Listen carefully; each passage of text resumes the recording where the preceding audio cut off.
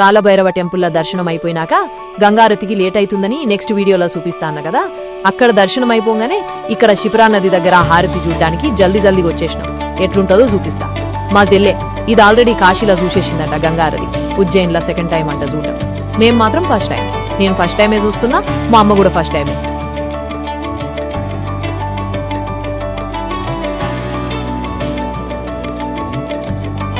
మేము అక్కడికి వెళ్ళేసరికి జనాలందరూ వచ్చి కూర్చున్నారు.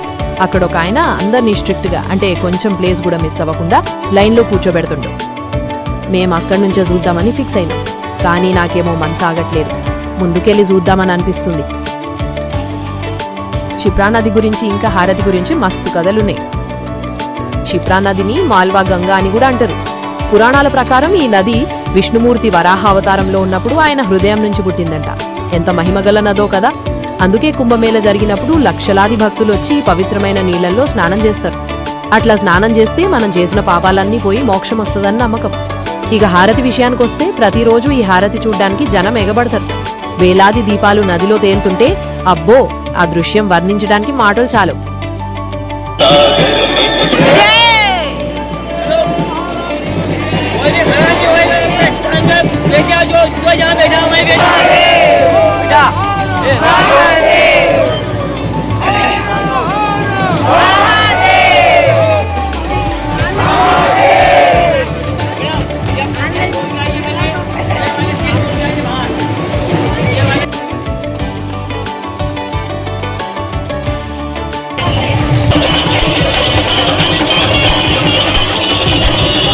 ఇంకెట్లనో ముందుకెళ్ళిపోవాలి అనుకున్నా.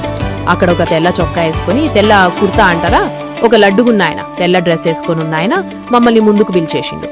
అది గంగమ్మ ఇచ్చిన బర్త్డే స్పెషల్ గిఫ్ట్ అనుకోవాలనో ఏమో తెలియదు గాని నాకైతే ముందుకెళ్ళి కూర్చోవడం, హారతి దగ్గర నుంచి చూడడం మస్తు మంచిగా అనిపించింది. ఇంకా రాముడు, లక్ష్మణుడు, హనుమంతుడు, సీతమ్మ, అది రామ్ గారటే కాబట్టి వాళ్ల విగ్రహాలు అక్కడ చూస్తుంటే దగ్గర నుంచి ఆ ముసలాయన హారతిస్తుంటే ఆ ముసలాయనది క్రేజీ అనుకోవాలి. ఆయన ముఖం మీద చిన్న నవ్వు మాత్రం అస్సలు తగ్గట్లేదు. ఎంత హ్యాపీగా హారతిస్తుండో చూస్తుంటే గూస్ బంప్స్ వచ్చేలాగా అనిపించింది ఆ ఎన్వైర్న్మెంట్ ని చూస్తుంటే.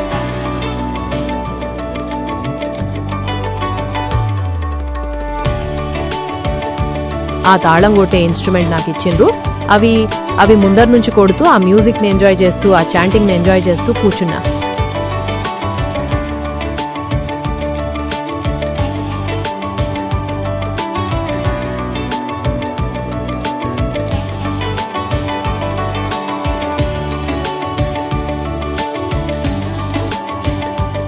ఇంకా డబ్బులు కొట్టేవాళ్ళు, చాంటింగ్ చేసేవాళ్ళు అందరూ వచ్చేసారు.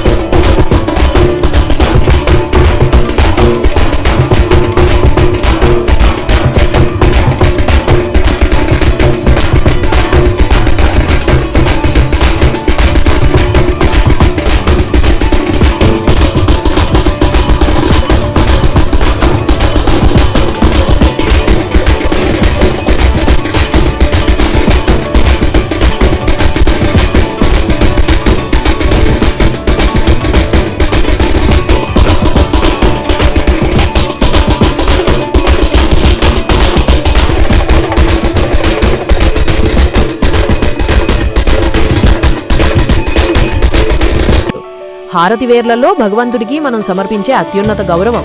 ఆ దీపం మనసులో ఉన్న అజ్ఞానాన్ని పోగొట్టి జ్ఞానాన్ని నింపుతుందని నమ్మకం. ప్రతిరోజు అగ్నిదేవుడికి ఆరాధనగా, అలాగే గంగమ్మ, క్షిప్రా నది లాంటి పవిత్ర నదులకు కృతజ్ఞతగా ఈ హారతిస్తారు. అట్లా ఇయ్యడం వల్ల ఆ నదులు మనల్ని చల్లగా చూస్తాయని, అలాగే మన జీవితాల్లో వెలుగులు నిండుతాయని ప్రగాఢమైన విశ్వాసం.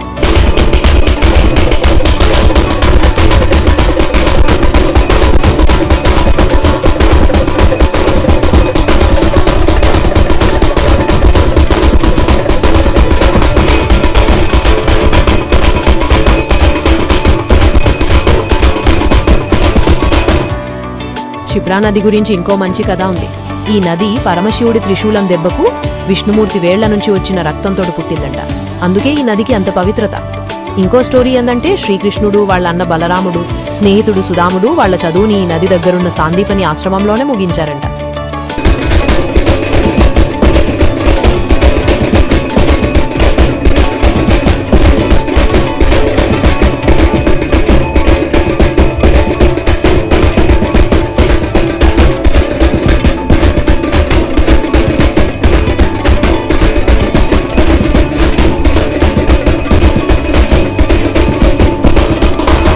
అంత ఏజ్ ఉన్నా గానీ ఆ ముసలాయన పండితుడు ముఖం మీద చిన్ననవ్వు రవ్వంత కూడా పోనీయకుండా అందర్నీ ఓన్ చేసుకొని అచ్చం హారతిస్తుంటే అబ్బా ఆ దృశ్యమే వేరు. ఇంకా డబ్బుల సౌండ్కి, ఆ హారతి తాళాల సౌండ్కి, ఆయన ఇచ్చే హారతికి, ఆ స్మెల్కి, ఆ ఎన్వైర్మెంట్కి, అందరిచ్చే చాంటింగ్కి గూస్ బంప్స్ మూమెంట్ అది. ఇది ఆ ఫీలింగ్ని నేను అసలు మస్త్ ఎంజాయ్ చేసిన. అది ఇంకా నా బర్త్డే గిఫ్ట్ అనుకోవాలనో ఏమో తెలియదు కానీ ఆ రోజు మాత్రం మస్తు మజ్జా అనిపించింది. ఇంకా డబ్బులు మా అమ్మ చేతికిచ్చిండ్రు. మా అమ్మ హ్యాపీనెస్తో దాన్ని కొడుతూనే ఉండే. చాలాసేపు మస్తు హ్యాపీ అనిపించింది మా అమ్మకు కూడా.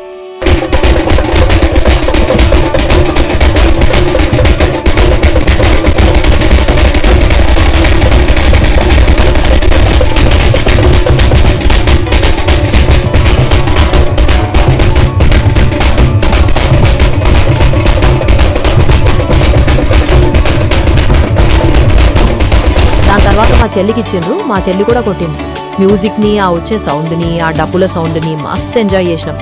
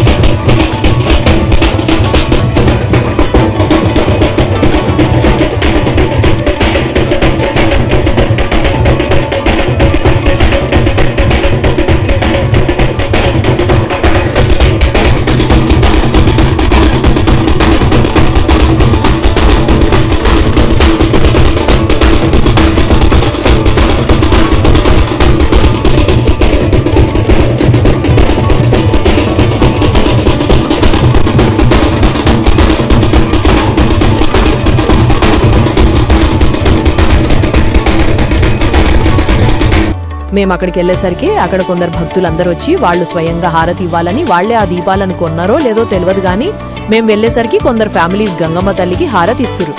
క్షిప్రా నదిలో గంగారతి వాళ్లే ఇస్తురు.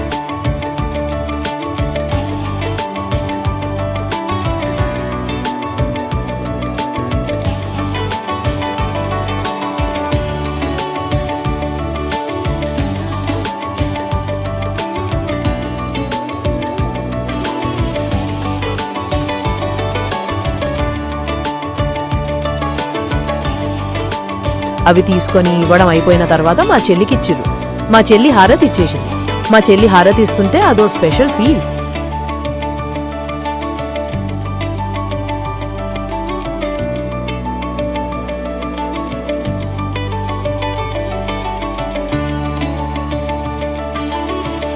మళ్ళీ తర్వాత నేను గంగారతి ఇచ్చాను. అది చాలా బరువు ఉంది.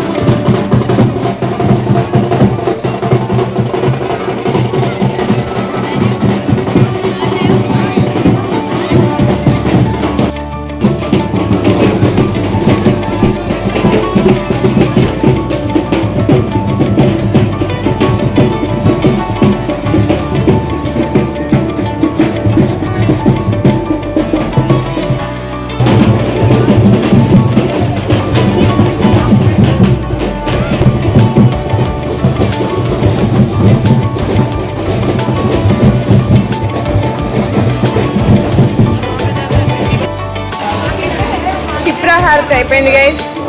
ఇప్పుడు శక్తిపీఠం హర్సిద్ధి మాత మందిర్ ఇక్కడే, వాకబుల్ డిస్టెన్సే. ఆర్తి అయితే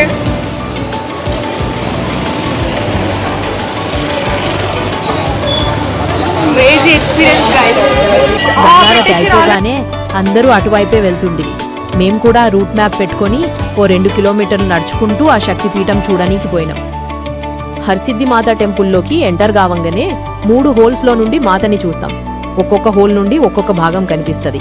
మొత్తం 3 పార్ట్స్. దీని వెనుక ఒక కథ ఉందని చెప్తారు. విక్రమాదిత్య రాజుకి ఈ మాత ఇష్టదైవం అంట. అందుకే ఆయన కోసమే ఇట్లా దర్శనం ఏర్పాటు చేసిండ్రని అంటారు. హర్సిద్ధి మాత టెంపుల్లో 2 దీపస్తంభాలుంటాయి కదా, వాటిని నూనె పోసి వెలిగించింది. ఆ చీకట్ల ఆ దీపాలు వెలుగుతుంటే అసలు వర్ణించనీకి రాదు. విక్రమాదిత్య రాజు అయితే అమ్మని ప్రసన్నం చేసుకోనీకి తన తలని 11 సార్లు అర్పించిందట. ప్రతిసారి ఆ తల మళ్లీ అతుక్కునేదట.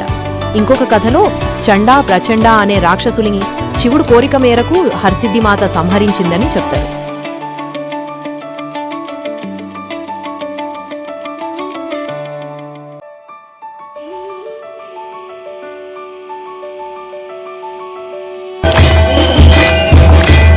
ఆ దీపస్తంభాల గురించి ఒక కథ ప్రచారంలో ఉంది. నవరాత్రు సమయంలో ఈ స్తంభాలని 1111 దీపాలతో అలంకరిస్తారంట. అవి వెలిగిస్తుంటే ఆకాశంలోని నక్షత్రాలే నేలకి దిగినట్లు కనిపిస్తుందట. అంత బాగుంటదట. ఈ దీపాలని వెలిగించనీకి చాలా సమయమే పడుతుంది.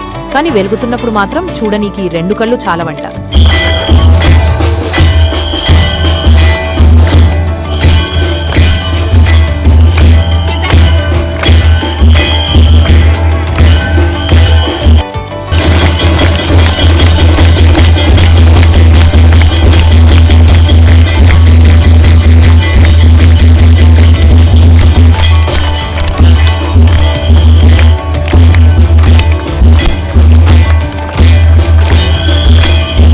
జైమాత హర్సిద్ధి అనే బ్యానర్ కనిపించగానే లోపలికి వెళ్తుంటే ఆ చాంటింగ్ సౌండ్స్ కే గూస్ బంప్స్ వచ్చేసినాయి. హర్సిద్ధి మాత టెంపుల్ ఎదురుగా సింహం విగ్రహం ఉంటది. శివుడికి నంది, కాలభైరవుడికి కుక్క ఎట్లనో ఈ అమ్మవారికి సింహం అట్లా. ఆమె వాహనం కాబట్టి గుడి ముందర ఆ విగ్రహం పెట్టి.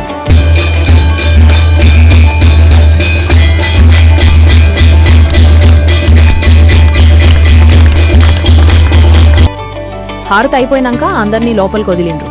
అందరూ దొబ్బులాడుకుంటూ మాతని చూడనీకి వెళ్ళిపోయినరు.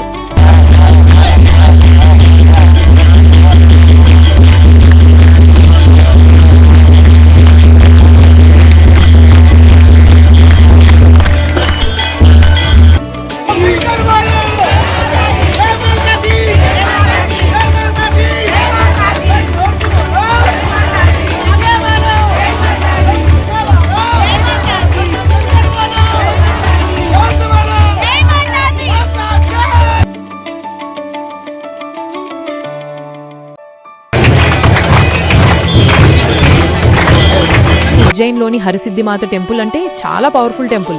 ఇది 51 శక్తిపీఠాల్లో ఒకటి. కథ ప్రకారం సతీదేవి తనని తాను అర్పించుకున్నప్పుడు శివుడు ఆమె శరీరాన్ని తీసుకెళ్తున్నప్పుడు అమ్మవారి మోచేయి ఇక్కడ పడిందట. అందుకే ఇది చాలా పవిత్రమైన స్థలం. ఇంకో కథ కూడా ఉంది. ఒకసారి శివుడు పార్వతి కైలాసంలో ఉన్నప్పుడు చండా ప్రచండ దానే రాక్షసులు రావడానికి ప్రయత్నించారట. అప్పుడు శివుడు చండీదేవిని పిలిచి వాళ్ళని సంహరించమని చెప్పాడు. అమ్మవారు చంపేసింది. అందుకని శివుడు ఆమెను హరసిద్ధి అంటే అందర్నీ జయించే దేవత అని పిలిచాడు. ఈ టెంపుల్ చాలా పాతది. మరాఠాల కాలంలో దీన్ని బాగు చేశారు.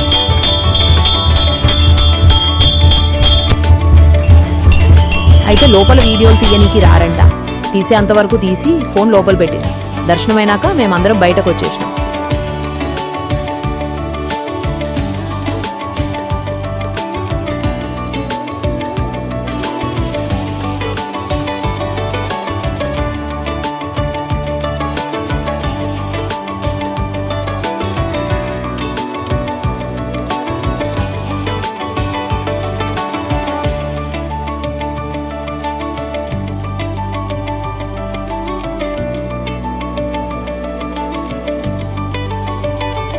హర్సిద్ధి మాత టెంపుల్ తర్వాత ఒక దగ్గర హనుమంతుడి విగ్రహం ఉండే. అక్కడ రద్దీ ఎక్కువ ఉండని నేను అక్కడ నుండి కుంకుమ తీసుకొని టుక్టుక్ ఆటోలో ఉజ్జయిని కారిడార్కి బయలుదేరినా. ఇది దేవుడిచ్చిన బర్త్డే గిఫ్ట్ ఏమో అనుకుంటున్నా. ఇవాళ మాత్రం చాలానే తిరిగినాం. జీవితం కొంచెమే. మన పేరెంట్స్ ముసలి వాళ్ళు అయిపోతుంటారు. నడవలేని స్థితిలో ఉన్నప్పుడు ఎక్కడికి తీసుకెళ్దామన్నా అది కుదరదు. అందుకే వాళ్ళు ఆరోగ్యంగా ఉన్నప్పుడే సంతోషంగా ట్రిప్పులు తీసుకెళ్ళండి, అన్ని చూడదగ్గ ప్రదేశాలు తిప్పండి, వాళ్ళని హ్యాపీగా చూసుకోండి, మీరు కూడా హ్యాపీగా ఉండండి. డిప్రెషన్, వర్క్ ప్రెషర్ ఇట్లాంటివన్నీ ఏం పట్టించుకోకండి. అందరికీ సమస్యలు ఉంటాయి, వాటిని పట్టించుకోకుండా ఇట్లా ట్రిప్పులని, సరదాలని కొంచెం సంతోషంగా ఉండడానికి ప్రయత్నం చేయండి. ఎందుకంటే మనకు ఒకటే జీవితం ఉంటది.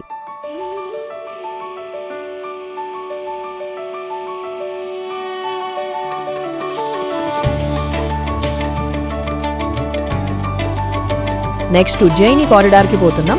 అది నెక్స్ట్ వీడియోలో ఉంటుంది. ఆ వీడియో వచ్చే వరకు వెయిట్ చేయండి. ఈ వీడియోకి కంటిన్యూయేషన్ నెక్స్ట్ వీడియోలో.